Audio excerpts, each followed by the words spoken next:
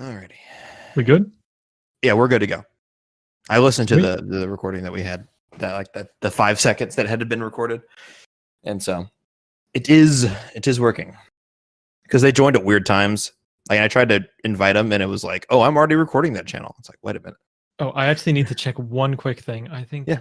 I just want to real quick remember if I went Ouya going commando rack 1. I think that's how I went. Yeah. I think I went rack 1 last. Yeah. It was going commando second. Yeah. I think I remember it. Yeah, it was. I started rack 1 early 2016, I think. All right. Need to get any water or anything before we get started? Water with ice. Hey, there you go. Okay. So let's go ahead and start this officially. I will start a timer that way I know. And 3. I'll try to not scroll. Oh, I'll try to not. I'll try to not scroll like the mouse wheel because I know that's bothersome for my interviews too. So we have multi-track on it, recording. So as long as you don't do that when you're talking, it's fine. Because I can just mute it out. Okay. All right, and go. All right, now we go. I got a timer started. Now we know where to start. Ricky. G'day. Okay. So we are going to talk about going commando. So yeah, dude. I don't know what really brought us. I think it was just we the first rank video did so well. We're like, dude, let's fucking do 2 now. Because all 3 games have interesting categories and interesting stories. So I think rack 2 probably has the like it definitely doesn't have as I couldn't imagine it warranting as long of a video as rack 1 because going commando, like the thing about rack 1 is that you've got all these gadgets that you're going around collecting left and right, all these multiple paths that you're going down. The further you get into the rack series, especially with going commando and up your arsenal, it's just about the coordinates, and it's very little about like that whole bend in the middle of rack 1 with Orkson, Gaspar, Battalia, like that whole bend that doesn't exist anymore. So this time around, we're looking at a much more linear game. So a lot of the time, we're just looking at like what can be done faster for each individual planet, and how do we get to the end as fast as possible. So it's a bit more of a simple goal this time around, I think. That's fair. Yeah, well, don't underestimate my ability to make a video very long, as CJ will tell you. Oh yeah. We looked at Luigi's Mansion. We're like, half the history is gone. This probably won't be more than 45 minutes, and then it comes out. It's like an hour. It's like, God damn it. Yeah. So it's true. But anyways, so tell me about what's your history with Rack 2? What's your story? My story with let me just get this up. My story with Rack 2 is like almost like some sort of ancient merchant traveling like from one side of the world to another, in the sense that like one part of the world has this mystical knowledge that like the rest of the world like doesn't have. So when this like one merchant exposes like another continent of like his knowledge and like what they know, or their wares, or their knowledge, or their religion, or whatever they're trying to spread, it just becomes like very eye-opening. But the thing is, like, Ouya was that Up Your Arsenal was that like knowledge base. It was that sort of more evolved game that we saw the movement tech being involved in and everything. And Ratchet 2 got kind of left out, like got left behind. It got left in the dust. So who was gonna travel out? Who was gonna divert from their Ouya endeavors and go to going commando and take the knowledge that we had for Up Your Arsenal and put it into going commando?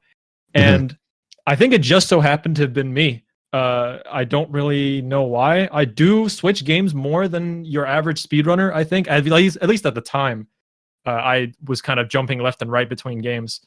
And there was just so much untapped potential. It seriously was just sitting there, like begging, like, please, someone just like optimize this. Yeah. It was just so unoptimized at the time. It was ridiculous. It makes sense. Yeah. So as this foreign export sort of traveling merchant man, dealings in Ouya tech and just wonderful speed stuff. I don't know where the words I'm looking for are. What exactly could you go into a little bit more detail about? Like, so Ouya has all this stuff that you're like, okay, we need to bring this. We needed to bring this to the masses here. You got to bring it over to Going Commando. What exactly? Like, give me some details about like this is what I brought over. I guess I need to talk about silence. Yeah, let's do it. So obviously this was covered a little bit in the Ratchet 1 video, but this is like even more important to like discover now. Yes. In mid 2013, I mean, this is just night and day. You can see Zem and Insomniac are trading the world record back and forward in like 80% in like the hour and a half kind of sort of length. Yeah. And then you have this hidden Japanese runner who we discovered years later, thanks to Nuka, a Nico video that was discovered, I believe, just completely like this run from silence in Ratchet and Clank Up Your Arsenal completely blew the waters open in terms of what was possible. I mean, he literally invented like the movement tech that we know and love today.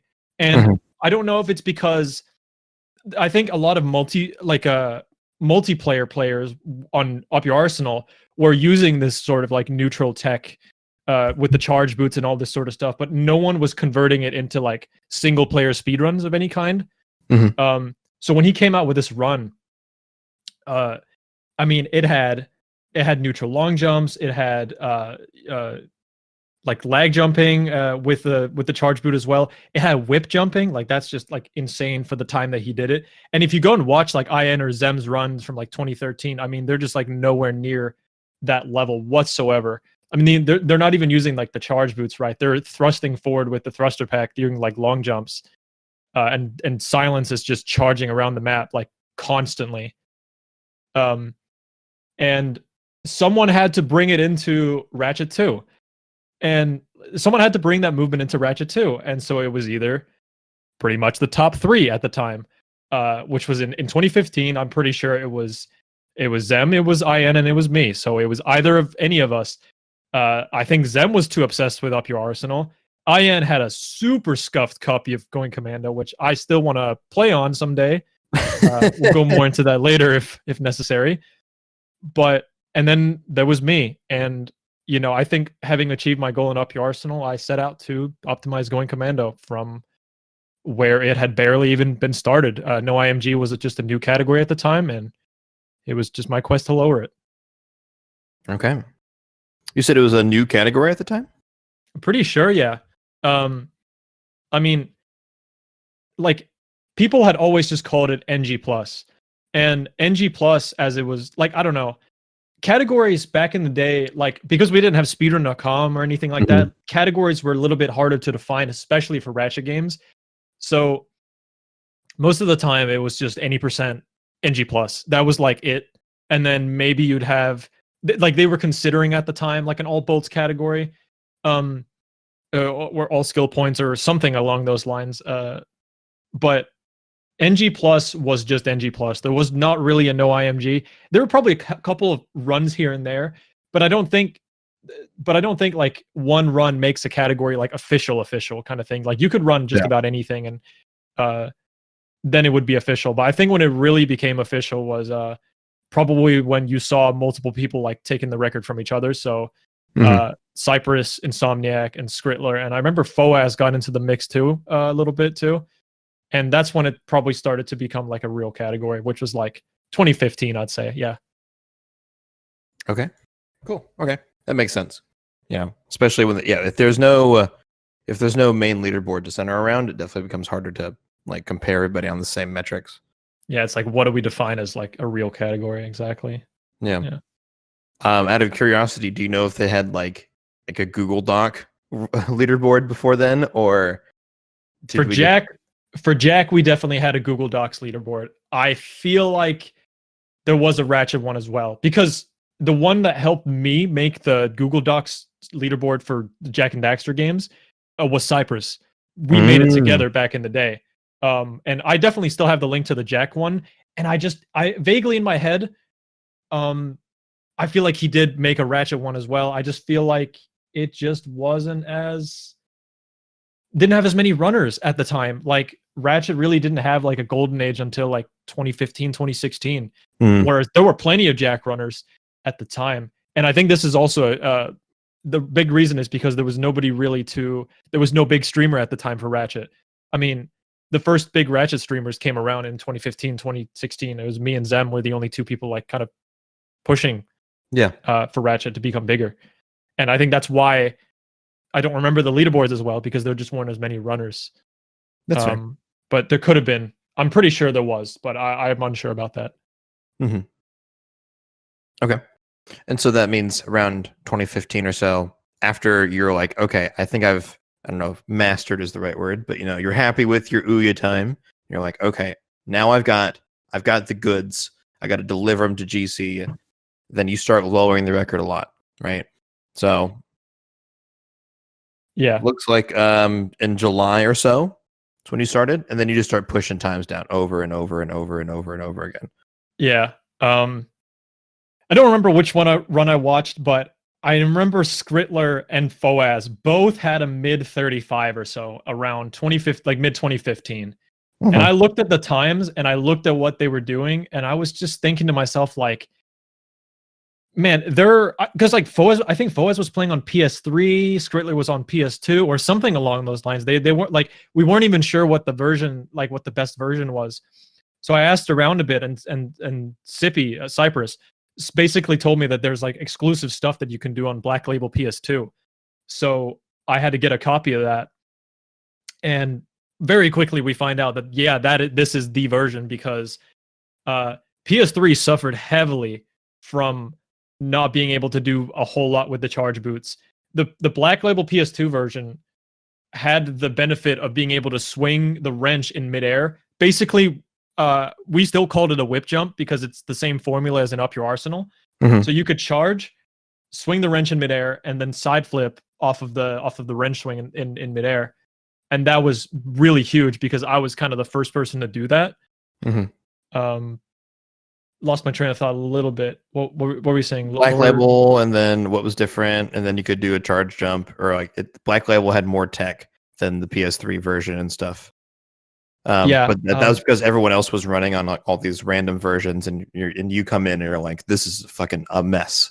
Yeah, that's true. Things were just a mess. Like nobody was sure what was faster.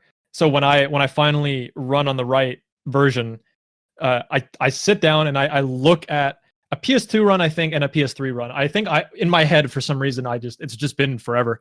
But I believe I looked at Foaz's run the most. I don't know why. Maybe it was just the run I had available. Maybe it's because Speed.com was like new, and that was like the world record on the site. So even though I can see in the document it says Skrittler has it, but they were definitely very close in time. So I look at what he does, and I just go like, man, I think you can really do some Up Your Arsenal movement here. I feel like there's a lot of this first person wrench climbing. I feel like you could use the charge boots here. Oh, I think you could use it here and here and here. And then I get my copy, I start playing, and I was like, oh my God, the time is just flying down. What's going on? Like every planet had a first person climb before I came in. I basically halved that by using more Up Your Arsenal movement. Just by staying in third person instead of going into first person all the time. And it just felt like so behind the times almost. It's like, this should have been a thing so long ago. Yeah. But I guess I just happened to have been the person that just bring it there and just to think of those ideas. And I don't really feel that proud, because I feel like if IN had a good version of the game, or if Zem went to Going Commando, they could have been the ones to do it. But it happened to be me. So here we are. Yeah. Well, there's always a could have been, right? Yeah, well, maybe in 2018 somebody could have showed up and just did it then. It's like, no, you did it when you did it, and that's what's important. So yeah, I need to open my 1934 real quick. Or 2934. Oh wow, they have the same like end decimal. They're just 10 minutes apart. I want to open that just to like take a look at that run again. Yeah. While you're doing that, Torpedo I'm pretty sure he said it. Oh, no, he said it. Okay. I'm just making sure I'm attributing it to the right person. He said that one of the things that's funny is that Going Commando's improvements have almost all, or sorry, no IMG's improvements have almost all happened outside of the category. Like Ouya developments, and then you bring Ouya to GC, right? And then like Fear is spending so much time with NG Plus, and that's just like the last half of no IMG, but he's like optimized it, and now he's gonna bring that over. And then Scotto was doing no specials, and he learned all the proxy stuff, and that's saved a lot of time in no IMG. And so a lot of the things that have improved the category so much have been taken from have been developed in other categories and then brought in. Yeah. Yeah, that's definitely really true. I have a feeling my mom's gonna knock on the door in a second, so I'm just gonna like tell her I'm in the middle of an interview. Okay.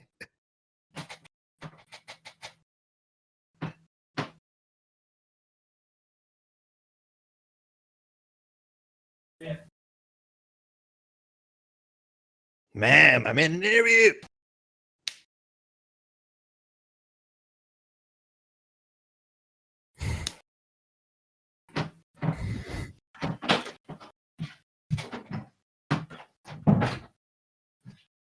It's because she's making food, and it's like I'll make it myself later.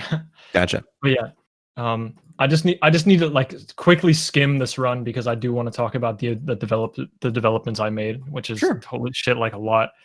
Yeah, and your 2934 is like a massive improvement over your last one. So it's 1 minute and 5 seconds. Well, I think this run encapsulates like what I came to at the end of my like just instead of going through each individual run, I think this is like the best look. Like it's the culmination of everything. Yeah. I've gone up until this point. Okay, so lowered first person climbing, jamming array second. That was a debatable thing back in the day. Just want to say that. Yep. I think I was the first person to do nuke storage. Yeah, I think so? I was. Yeah, I think so. Man, I'd have to like, okay, I'd have to look at like this old Sippy run because there's no way Scrit did it. I just need to look at this old Sippy run. Sorry, I should have looked at this earlier.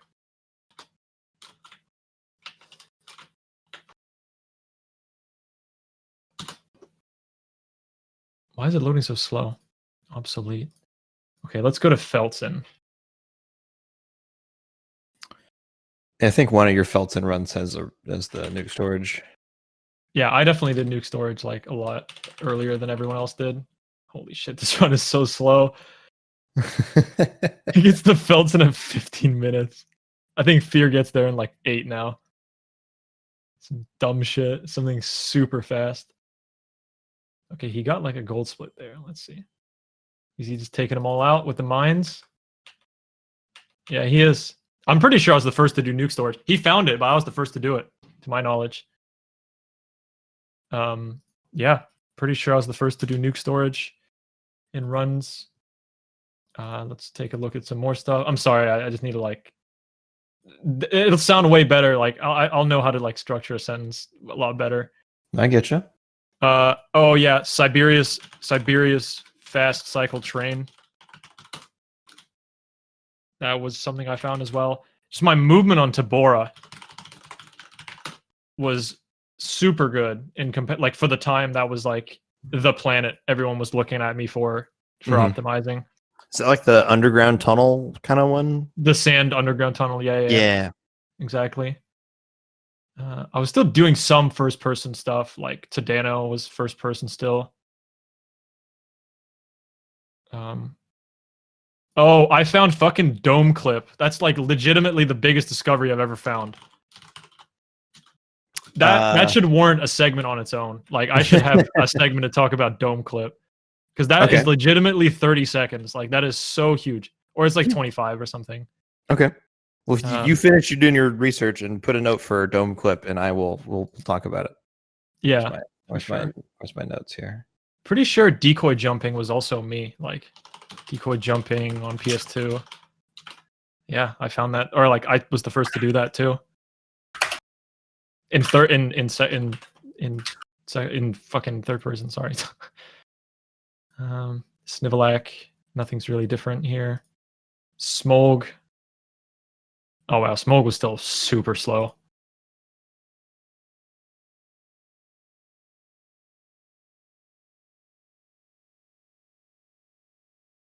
I can't say I really invented anything for the grind rail.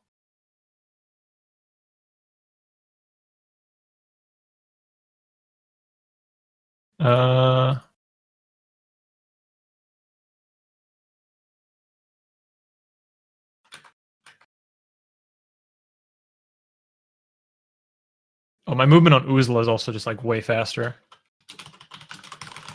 Okay. I guess I just sort of need to ramble about ramble a bit about my progression and just like how I got lower and lower and lower. Okay. Yeah. Okay. So yeah, so I looked at Scrid and Foez's run, as I said, and I was like, okay, I have a lot of work to do. I took a look at like what I could do, and for what I found, I think it was pretty good. I think I could have found some more stuff, obviously, but like one man can't do it all alone. In regards to what I found, though, it was just mostly about conserving your movement into these first-person wrench climbs. I remember on Uzla, for example, like I would get on the railing and I'd do these like basically just falling neutrals, and then do a falling neutral double jump into like first-person wrench climbing on the mud. And at the time, like nobody was really doing any of that. Because you had to double jump to get that first person wrench climb. So nobody was considering using like speed to get that. Mm-hmm. So my movement was a lot cleaner on that front. I lowered the first person wrench climbing like a lot, like overall in the level, especially on like Tabora. Tabora was a planet where it like, I'm pretty sure people before were just charging around in like first person because they probably thought it was better because the charge boots are not as stiff. But there's so much there's so much movement you can't do in first person, like swinging the wrench and doing neutrals and all this stuff and preserving your speed. But that sort of stuff just wasn't thought of. So my movement on Tabora, way better. I cut the corner at the end. I'm pretty sure I was the one who found that. And just all that sort of stuff on Tabora was like way faster. I'm pretty sure people were first person wrench climbing like the wall or something at the end just to get across the gap. It's like you can just charge and shoot and swing the wrench. Like it's as simple as that. So simple stuff like that is like 5 here, 5 there, and just all adds up. Mm-hmm. Yeah, and add up it did. Yeah. Yeah, because you got records like I said, you went from like a 35-minute time, or you're 34:52 or so. You know. Yeah. Something like that. I don't really like it. All happened so fast that I think I'd rather talk about what I found like in the time that I got these times over like I don't remember each and every single one. Of like, course run. not. Really, it just happened within the span of a month. So I cranked it all down.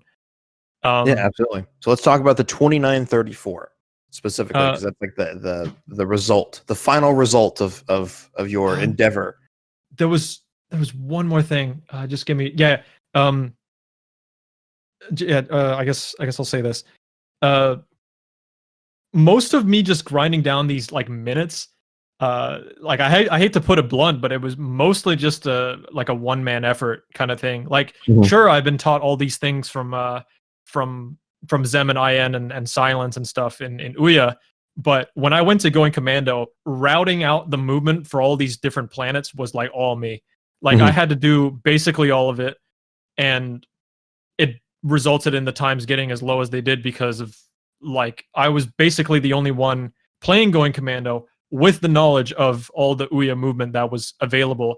So 34 came down, 33. Those just came like almost back to back, I'm pretty sure. And then 32, 31. I got 30 as well. And then I think at the end I basically set out for the ultimate goal. I wanted sub 30. I'd grind it down well over 5 minutes, and I think it was time to cut that big half-hour barrier. Hell yeah.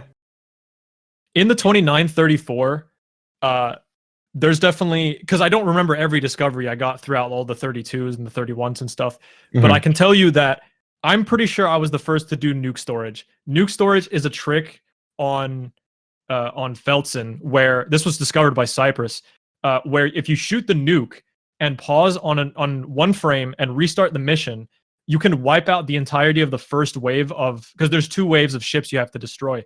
So if you restart, you keep the nuke, you keep the nuke in your inventory, and so you can use it on both wave 1 and 2 just to beat the planet really easily. I would almost never get it first try, but it's way faster to do it. You can take like 8 or 9 tries, and I'm pretty sure it's still faster than to attempt nuke storage that many times than it is to fight the first wave normally. Maybe it's not that many, but it's definitely a handful, so it's definitely worth going for. Goddamn. Another thing I found was Siberia's fast cycle train, I'm pretty sure. A lot of the time, I was still first person climbing up the first train, but man, the train was so slow like before. There was this one gap. There's this one bump in the terrain where the train they go up a hill and then they dip down. And I abused that to go from the roof of one train to the other. And you had to be fast. At the time, it was kind of tough. But obviously, I'm pretty sure there's a faster train cycle now. But for the time, it was pretty cool. I could find that for sure. Nice. Yeah. I noticed that there's definitely some parts where it's further away or closer, and it ends up being a lot faster. Does it say like 10 seconds? Sorry. Yeah, something around there.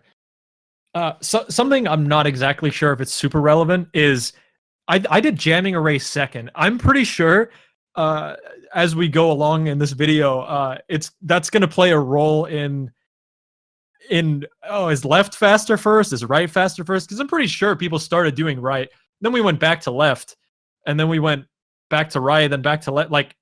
It's crazy. Yeah. But at the time, I'm pretty sure we went jamming array first and then Maktar second. I went to jamming array second, I think. And I think I timed it at the time to be faster. So that's just like a little fun note, I guess I'd put in. Okay. Do you have any idea why it would be faster? I don't remember now. It's been so long. Yeah, that's fair. So long. Fair. Okay. Yeah, because it doesn't really seem like it matters, but at the end of the day, surely there's something, but it's beyond me. One really huge thing that substituted for the whip in Ratchet 3 was the decoy glove. The decoy glove allowed you to you can start another charge in midair, you can side flip out of it. And because we didn't have Clank or anything like that, you normally can long jump. You can long jump when you have Clank and all that stuff, but in no IMG, you don't have Clank. So charge decoy side flip was a very commonly used tech that I implemented from going commando that basically no one else was using until I came around and started using it. Is a huge tool, and I mean it's still probably the best tool in the game, or weapon, if you can even call it that, in the game to this day. Just because it's its versatility and how it works. Yeah, I mean, we found proxies with it later as well. I just didn't want to go into it because there's no proxies when I ran the game.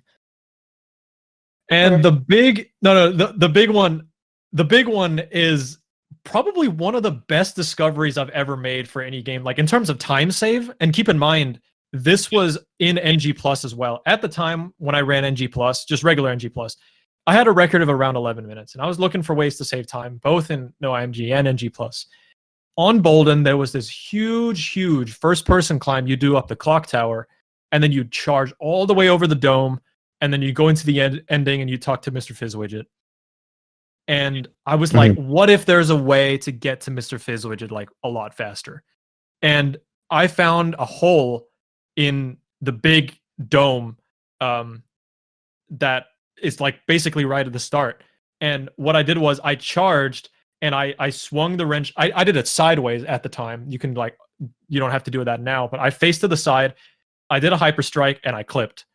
And immediately I was freaking out because I was like, holy, this is this is 30 seconds. This is 30 seconds. And in NG Plus, it's 11 minutes. That's if you do the math, what is that? 1/22nd. Yeah, 1/22nd of the category just going down like that. It's so much time. And in OMG, that also saved like so much time as well. And that really helped me push towards like the goal that I wanted as well. It was a huge discovery. I have a video of me reacting to the finding. I'm freaking out. It's great. I was about to say, is there a video of this? Yes, there is. Yeah, I will send you. I'll send you the video. I do know. I was aware of this dome, but the dome clip thing, but I don't know. Yeah, no one ever talked about it. No one's ever like, "Oh man, Ricky found dome clip. It was so sick." So, I definitely want to point this out. Clip. I'm just gonna type Bolden. See if I can get anything. Bolden. Ratchet 2 new Bolden strat, insane time save. I was clickbaiting in 2015. I'm like laughing because I was like really? Like, did I just find that? It was crazy. I guess I just didn't really realize at the time how unoptimized Ratchet 2 was when I found Dome Clip. I'm pretty sure other people probably would have found it, but I was excited. Mm-hmm. The other people in the call were excited. We were pushing Ratchet 2, and the Dome Clip still remains one of the like my best discoveries to this day, I guess. Possibly because it was early on and like the game is not as developed, but I mean that's the beauty of it, is when a game is underdeveloped and you're the one to find that like big thing. Yeah, you're like that's going down in history. Like that's never going to be, especially if it's something that like is like the the Wind Waker barrier skip of your game. Like that's going down in history. No one's going to forget. There's like another, you found the first way of doing it, and that's just how it is. Yeah, it definitely matters that it's like, if we still do this, Yeah. going in the history books, baby. Baby. That's pretty sick though. Should I go into 1934-bit? Or the 2934? Yeah, go ahead. It's just because I've said that number so many times. Yeah. So tell me about it. Yeah, so the time came for the SmackDown for the sub 30, and I didn't expect to PB by that much when I actually got it. It was a full month of grinding, and it didn't feel too bad. It was a lot of fun to sort of route the game out myself, and at the time I was pretty happy with the run. Stood for a decent amount of time. Stood for a while, considering that it was kind of, I was the only one running it. So I guess people maybe just looked at my grind and went, screw that. Like this is too optimized. But I think when you leave a category, I think it's easier to pick up the steps from, what I did, copy that, and take it to the next level. And I think that's definitely what was done. The run had, for the time, pretty few mistakes, but I remember a couple of them, I think. Let me try and recall a couple of the, pretty sure Felton was bad. This is, again, I'm just gonna have to recall. It's just been too long. Yeah. I'm just gonna have to recall a couple things. Yeah, Felton. I think I missed Fast Cycle Train on Siberius.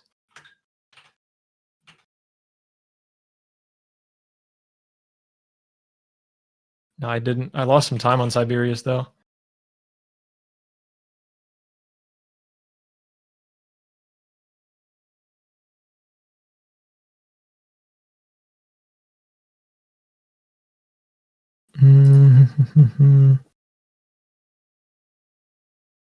Oh gosh. Can you hear the people mowing the grass behind me? No. Okay, good. I can't.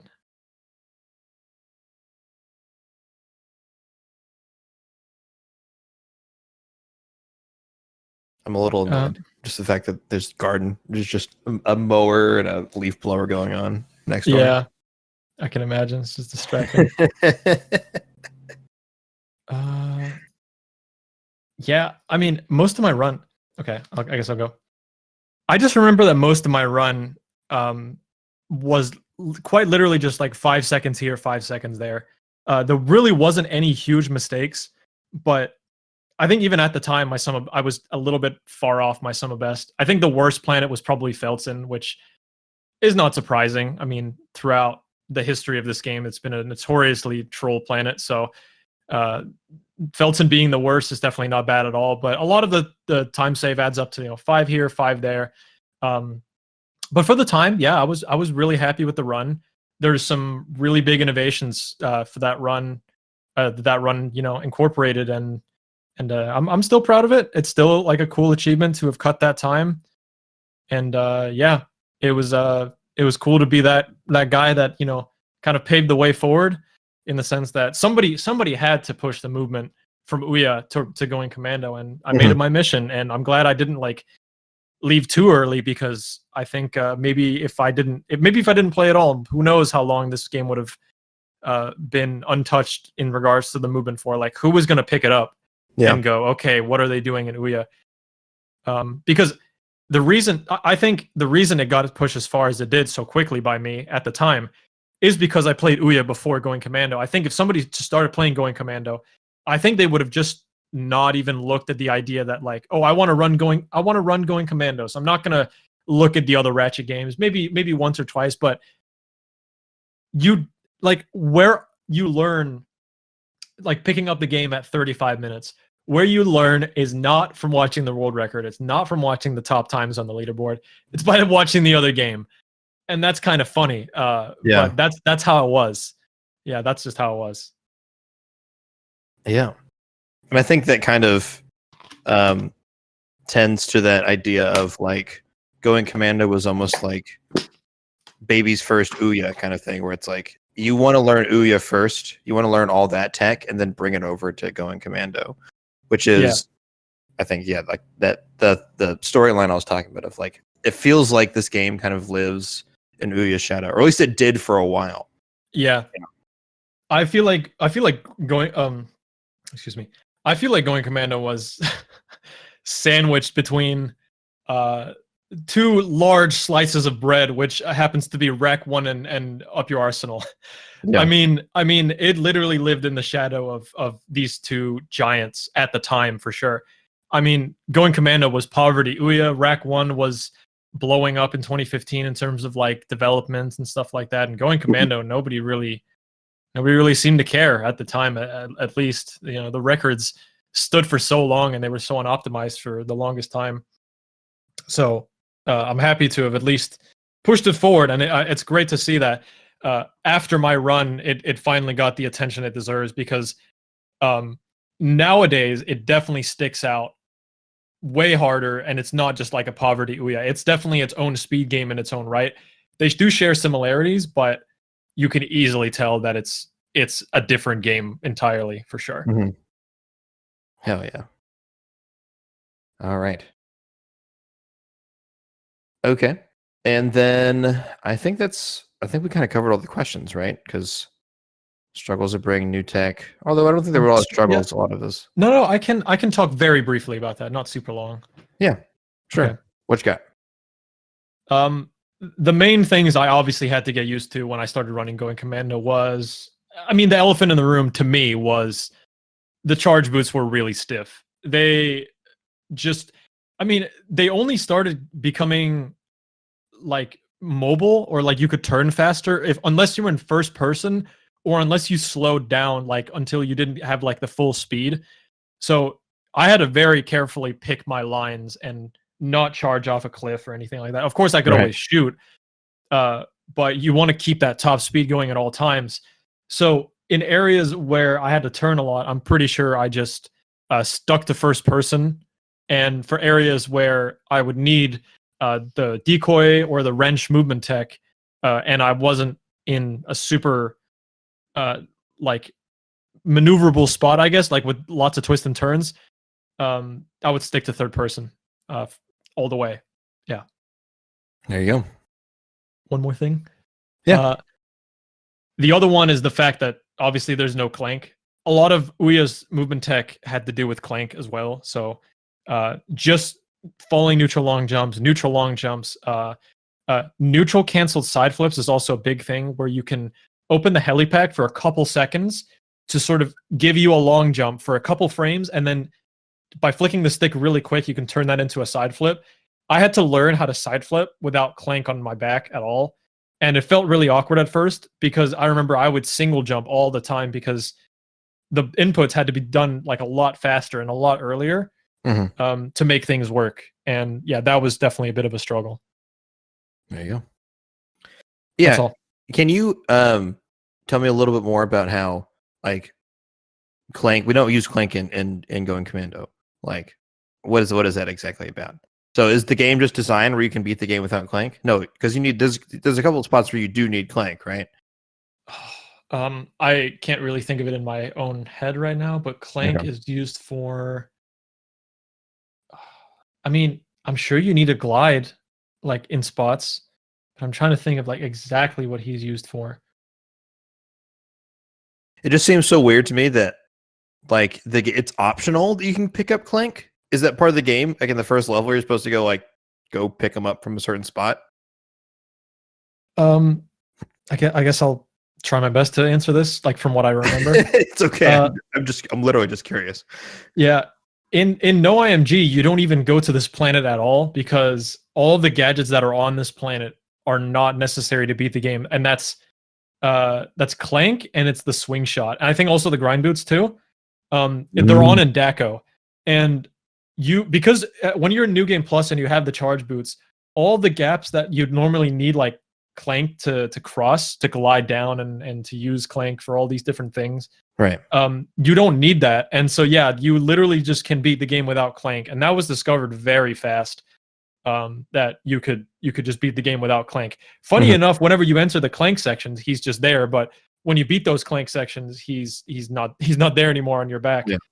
So that's kind of funny.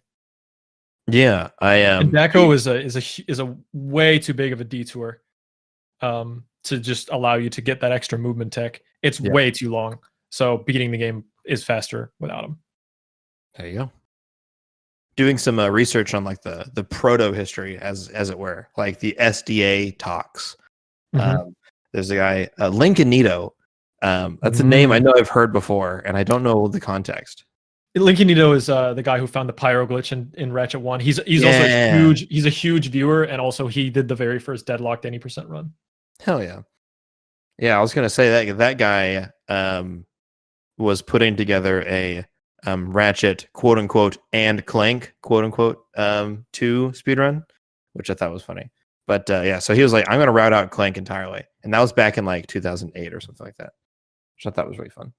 So wow. Okay. It's very obvious that from back in the day. Oh, here we go. Yeah, 2008, October 16th.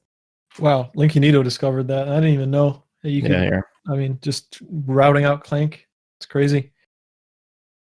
I'll send it to you if you wanted to poke around in there. But it was going to be a segmented speedrun. But he said, I finally did it. I completed the game without Clank, Dynamo, Tractor Beam, Thermanator, Levitator. What's it called? Let me see.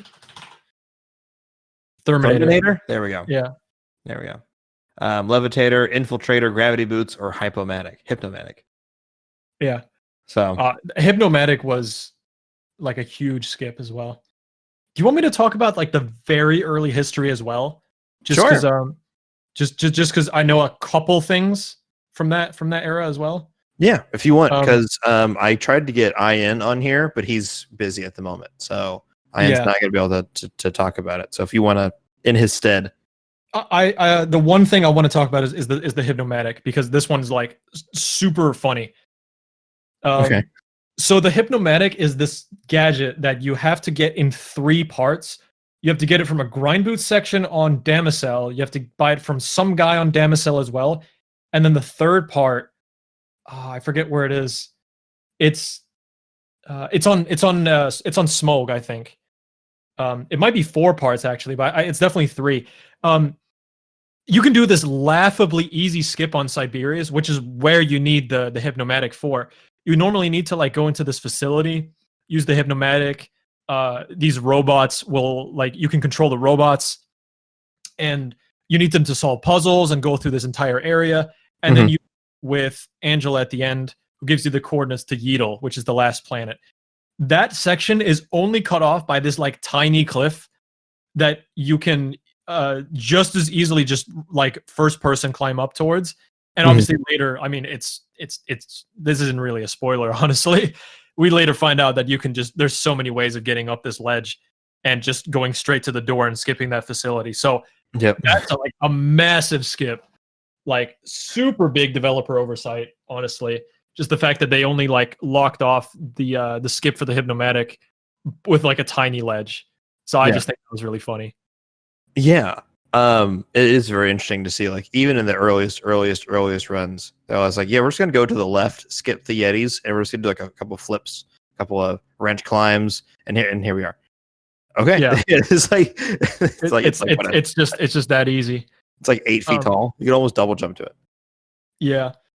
Like back in the day, you could just bypass so many things with first person climbing. Because like back in the day, it wasn't really about the movement. It was more just about like the routing aspect of like, okay, what can we skip?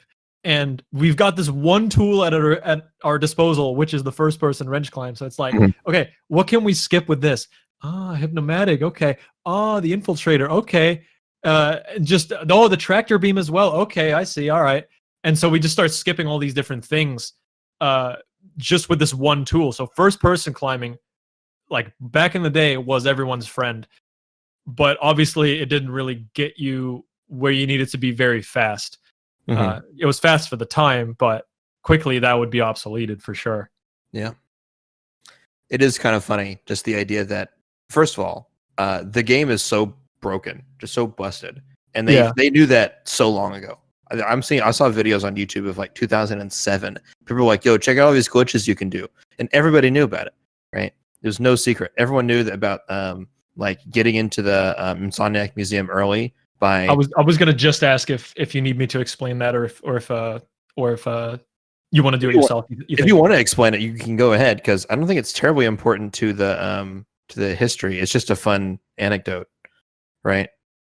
No, well, it also comes into effect of splitting the categories. Like that could be very important to talk about in regards to like what's no IMG. I also want to throw in a funny little joke here. So, so once again, massive developer oversight. When you 100% the game and you start a new game plus file, the developers left. It's not called the specials menu, is what it's called. They left the Insomniac Museum like you can warp to the Insomniac Museum at any point in the game if you 100% of the game. So if you 100% the game and go onto a new game plus file, you can select it from like the very start of the game. And that skips 2/3 of the game. And that's where people drew the line and said, okay, we need a no IMG category, which is no Insomniac Museum glitch. I had a funny YouTube comment or a Twitch viewer or something thought it meant no image because it's no IMG. So he thought, well, I can see the game. So what's this no image thing? And yeah, I just thought that was really funny. It's blindfolded. Yeah, it's a blindfolded NG plus run, exactly. But that's how that category was split. Was the skipping 2/3 of the game was just seen as a bit too much. Yeah. So they decided, like all the way back in the day, that we're gonna make a no IMG category, and that's that. So yeah, big developer oversight. Yep. God, I explained that so poorly. It's okay. It's all right. Yeah, it is funny that going there and then leaving puts you on Aranos 2. Or Bolden. Bolden. Yeah. And I didn't know that it again, but I don't want to. It's all good. Honestly, probably not gonna use it, so don't worry about it. Yeah, all good. Yeah. So I feel like I was gonna go somewhere with that. I guess the only other point that I was gonna say is any other speed game would kill for a glitch like wrench climbing, right? A tool that's so easy to use and is so versatile and getting you to go places where you normally can't go, right? That's amazing tech for just exploration, But so many games like would want that kind of infinite jump. I mean, Exactly. literally 3D platformers like these days. That back in the day we didn't know, but nowadays we're all about, you know, how do we go fast forward? Are there any zips? Are there any like speed tech? Any ways to gain massive speed? And then for height, it's like, okay, is there an infinite jump? We need to find an infinite jump. And Yeah. Ratchet 2 just had it like, you know, straight out the bat, and it was found so quick and so fast, and it's so easy to do. You double jump and you hit the square button a bunch. I mean, how free is that? Yeah, and then Just hit the big cross and then hit the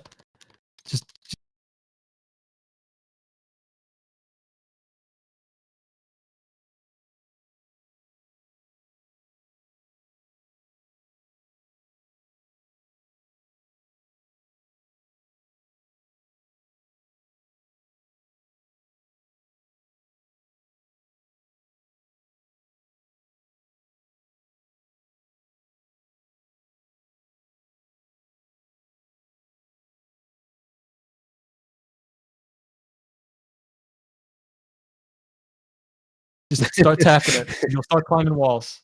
It's really fun. Had a scuffed copy, and Zem was like busy with Ouya, so it's like if no one was Can you gonna tell me do about it, the it was gonna scuffed be me, copy? you know? Man, IN had this really weird copy of Ratchet 2. I think it's a greatest hits edition, NTSCU, and when Ratchet died, he'd scream like really weird. Like it'd be a really weird scream. It's almost like a bootleg copy or something. It's probably weird. just a very like exclusive greatest hits version. But his copy of the game couldn't wrench off the air. Like I said, it's only Black Label that can swing the wrench off the air. So yeah, he couldn't do that. I'm pretty sure his decoy tech was also scuffed. Like he couldn't decoy side flip in midair either. So when he would decoy, I'm pretty sure he'd just fall to the ground. He couldn't swing the wrench in midair, like I just said. And then that weird death. I mean, it's just weird. He was never able to compete. I probably wanted to compete with me at the time. IN has suffered heavily overall from not being on the right version. He suffered in Ouya too, which is just a shame because he's a sick runner. Wasn't there was he the same guy? There was something in the first rack as well. He never got a PS2. He yes, never got there we go. PS3. That's what it was. I was like, I Dude, swear. man, I feel so bad for IN. He never, literally, he could have been the person to push Rack 1 forward back when it was at like the peak of its competition and stuff. And he just never had a PS3 when everyone else had. So he was just stuck on slow ass PS2, losing 4 minutes to everybody. He has a scuffed version of Rack 2, losing several minutes to me because I can wrench off the air and decoy in the air. And in Ouya, I'm pretty sure, once again, like, later down the line, we'd figure out PS3's faster. He doesn't have any of that. So what does he resort to? He's going to speedrun Size Matters and going mobile. Oh, poor IN. That's what he did. I know. That's what he did. It's great. A part of me is it's so funny because PS3 is the fastest one, but PS2 is the fastest for going commando. And he has that, but he doesn't have the fucking game. He doesn't have the right version, yeah. Like you'd fucking think he does, but it's like finally now's your time to shine. He's never invested in it either. I'm pretty sure he's never like had the consideration in his head to like invest in the better console or the better version. Yeah, why would I spend money on my hobby? Yeah, I think people were just very stingy back then. Like they didn't really want to do that. Sippy, I think, was the same as well. Didn't really want to buy anything new. Same with Nuka. Just wanted to run on whatever they had. Yeah, to each their own. To each their own. All right. I guess in a broader, grander scheme, we talked about Silence's run and how huge and important it is. But I do think it's interesting that it's more important for this one because we talked about it for the first game, and that's where a lot of the like the neutral jumps and the side flips and a lot of that sort of just general movement tech was brought over. But I felt like because this one has charge boots, it's like this one it just means so much more in Rack 2. Should I elaborate a bit on that? Sure. Yep. The reason the Silence's run is so significant to Ratchet 2 over Rack 1, which we only touched briefly upon back then, is because of the charge boots. Everything that you could do in Ouya, basically, you could also do in Rack 2, like more or less. And all the stuff like Silence found, like he found neutral long jumps, he found whip jumps, he found turret clips, basically. Like from what I know, he also found like all of that stuff. He definitely had a weird, no, this isn't like super relevant, but the amount of charge boot movement he found for the time was insane. And this is like what, 2013 or something. Like it's just crazy how ahead of its time that run was, when Nuka discovered it. I mean, it literally caused an earthquake and just shattered how we thought the game was supposed to be ran. Like we had to adapt to a whole new way of running things. Especially whip jumps, I think is like crazy how you can figure that out back then. And there was no whip equivalent in Rack 2. But me and Cypress came up with the idea that you could whip off the wrench, which became useful in the end. And once again, only Black Label was able to do that. But I mean, it's just crazy.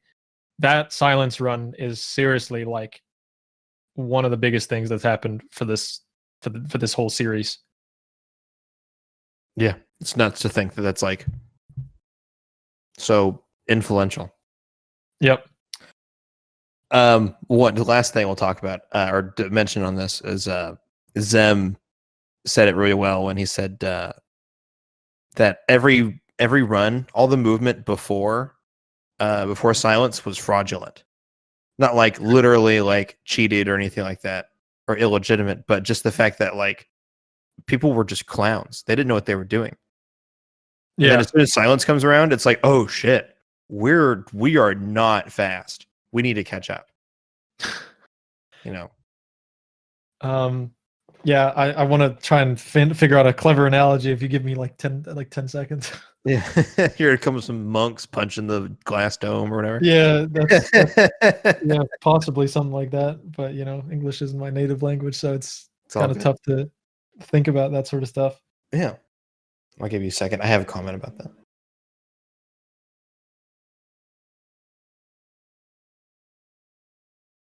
Silence was literally just that, like you got all these like 10-year-olds at the arcade like playing this video game, and then like you got this big like this guy who's like several grades above you. He's like 15 years old. He like pushes you aside with his hip, and then he just like takes over the control and goes, "Let me play that." And then he just gets like this massive high score or something, and the kids just like have their mouth open, like their jaws just drop, and it's like, what is this guy doing? Yeah. Like it's like, I want to be like him. And that's what it was. Everyone wanted to be like Silence. Everyone wanted to move the way he did. I mean, it was just embarrassing. Like, we almost, like, I'm pretty sure Zem and Ian and like everyone that was around back then almost feel like they want to unlist their runs or something, because it's like, man, this was bad. Like, like, what were we doing? Like, yeah. What, like, it wasn't even competition almost. Like, it was just, yeah. Crazy. To be fair, I don't think it really was competition. You know, obviously it was like friendly rivalry, but it wasn't but a true competition. Yeah, and in like fighting game terms, it's like you guys were noobs. You know, you guys were like playing, you know, level 3 computers. You know, and you're like, all right, let's see if we can beat them. It's like, no, dog. You don't even understand. You don't understand the depths we can go to. Zem and Ian were level 1 CPUs, and like, and Silence is the actual player. Yeah. At least back then, that's how it was. For sure. All right. Am I doing an okay job? I feel like I'm going a bit too like long. No, you're doing great. Okay, good. Affirming. Yes. You are. This is a good interview. I will use a lot of clips from this. Sick. Hell yeah. Okay. Let's see here. Yeah, let's talk about Zem, because so you spent a lot of time, like you were the first person to really bring it over, because Ian just technically wasn't even capable of playing the game because he doesn't have the right version and stuff. But you're the first person to bring it over. You brought it down to that 2934 and you're happy with that. And then you moved on. But then eventually Zem comes by and he also pushes the time down. And he had spent even more time getting good at Ouya, right? So yeah, talk to me about Zem and how he just comes in and just obliterates people. Zem already had a better fundamental game and just better speed. I think we probably had around the same fundamentals, but his speed in Up Your Arsenal was ridiculous. He also just had way more hours on me in Up Your Arsenal. So when he finally came to going commando, I mean, it was just no surprise. I mean, he was the GOAT of Ouya, and if my time was just going to sit there and do nothing and no one was going to try and challenge it, of course it's going to be either Zem or IN, and IN is not doing it anytime soon with that copy of his. So, I mean, Zem picked it up and, yeah, he started destroying the game for completely. Mm-hmm. Whenever I talked to Zem, he said that he was BMing people on purpose. Like he would play with like the skin that doesn't show his feet, because seeing your feet is so important to like movement stuff. Apparently, does that sound right? Give me a second. My chair's stuck on something. You're talking about the snowman skin, yeah? Yeah. Yeah. Yeah, and so that brings another little bit of personality into Ratchet 2 as well. Are you the snowman player? You playing tuxedo? You playing the beach skin or whatever? Mm-hmm. You know, that's another little cool thing. I remember Zen was he was a filthy snowman player. I played snowman for a while, but now I was like, I can't see like my feet at all, and that is a very useful visual cue. So I switched over to the tuxedo, and I guess that is a bit of a BM move, yeah. if he decided to do that just because he wanted to. Yeah. But on top of that, he was also saying that he was like, I don't even need to practice. I'm just gonna come in here with my better techniques, my better fundamentals, and I'm just gonna beat the brakes off everybody, because no one could keep up with him because he's them. Yeah, for sure. I mean, the only one that was gonna like I sound like a broken record here, but again, the only ones that were capable of competing with Zem whenever he was pushing the time lower was me, and I was off doing something else, or IN, who isn't doing anything with his copy anytime soon. So the fact that he just, picked it up, he's got better fundamentals, he's got better speed. When he plays going commando, like back in 2016, all the way up until like 2018, when Zem plays going commando, shit's going down. He's gonna break some record. He's gonna be a top player again. It's just inevitable. He's just really, really good. Absolutely. Were you around for whenever Scotto Bozo sort of started his rise? Yeah, I feel like the only things I have to say about him are like kind of, I wouldn't say negative, but like a bit bland. Maybe that's still good. You can just cut it if you want. Yeah, if you want. Tell me what you know. Okay, so I remember when Scotto came in, I mean, he was just like the most stark contrast to Zem. Like the no mic, all business, straight to the point. I'm speedrunning this game fast. Kind of a nerdy guy, I think. And Zem was kind of just this like, bit outgoing, braggadocious, kind of in your face a bit with it. Scotto was more tech heavy, introverted, kind of nerdy on that aspect. And I think that was a very, very interesting contrast. So seeing Scotto just purely focus on the game. I really haven't seen anyone like just completely ignore at least in the beginning. I feel like he ignored banter a lot just to keep it all business, and I think that's very admirable, because sometimes I feel like you get distracted by things that aren't exactly necessary if your goal is ultimately to push a time lower, and Scotto did a very good job of that. There you go. I think that is true, because when I talked to Zem, he was telling me like, yo, man, me and Scotto Bozo, we hated each other. And we were always going back and forth and fighting, and it was awful, man. We were tearing each other apart. And then I asked Scotto, and I said, so I heard from Zem that there was a while where you guys weren't on friendly terms. And he was like, oh, yeah, that sounds about right. Yeah, that's not right. Or that sounds about right. He says that sounds about right. He's like, yeah, I left some mean comments on his YouTube video one time. And I was like, this is the most you can give me, because Zem was like, hopping off. He was like, I wanted to kill that guy. Fuck him. Right. And then I guess I can go into it a bit. Sure. It's up to you. Yeah. Um, yeah, I just remember Scotto was just this like at the time when he was getting good and he was capable of beating Zem, he would make some smug remarks about Zem's just areas of not being quite optimal, or just like criticizing his play, or I don't quite remember if he criticized his character too, but possibly. And he post that in his chat or his YouTube or anything like that. And Zem would always have this like kind of overreaction, I'd say. You know, normally you should just like ignore that sort of stuff. But I mean, I think it was cool. Like, I mean, it's like drama at some point, even if it's useless, it gets the game talking, gets the game going, it pushes the game lower. If two people are clashing and they want to beat each other, fuck it, you know, like if the time's going lower, then that's what we want to see. And you know, that has a great storyline behind it. The fact that they just weren't on terms at one point. Mm-hmm. Yeah. Somebody had said it that Zem and Scotto's beef was one of the best things that ever happened to Ratchet.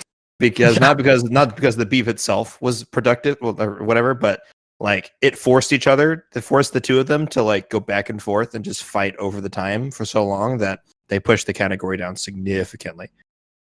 Yep, exactly. So, okay. And I think to wrap up, you had said you want to talk about Fear and his more recent progress, right? Yeah, man. Okay. Let's talk about Fear, because Fear's a cool guy. Man, Fear. He started off like a bit of a like one of those. I see this a lot in speedrunning of where somebody is like getting into their first speed game. Like this might have been his first speed game, but you know, that's besides the point. But you're new to speedrunning. Fear is new to speedrunning. He's excited. You know, he's got all these like he's got this whole world in front of him. He's like, oh my god, this strat, gold split. This planet's new strat. So he's like super invested and super involved in the community. And it's like all he's thinking about. Mm-hmm. And when you get super obsessed with it like that, you can tend to become a little naive, and you can tend to become a bit like, you don't really start to think about your mindset very much. So I think Fear started off with a pretty bad mindset. He was a grinder. Mm-hmm. He would reset a lot. And I don't feel like his mentality was necessarily like the best, or wasn't the best at the time. So he was definitely doing a lot of rookie mistakes in terms of mentality. And I love the fact that I got proven wrong on the aspect that I thought Fear was going to be like top 3, but how far he went beyond my expectation. And that's what I love, because I really didn't think at first that Fear was going to go as far as he did. And the fact that he did is amazing. Mm-hmm. The stuff that Fear does is insane. Like, just going to NG Plus really quick, just all the double charges and the insta clips he does. Like the instant, like I remember, you know, I was like, I looked at speedrun.com and I saw Fear's new sub 8 of New Game Plus and Ratchet 2, and I also watched this No IMG run afterwards.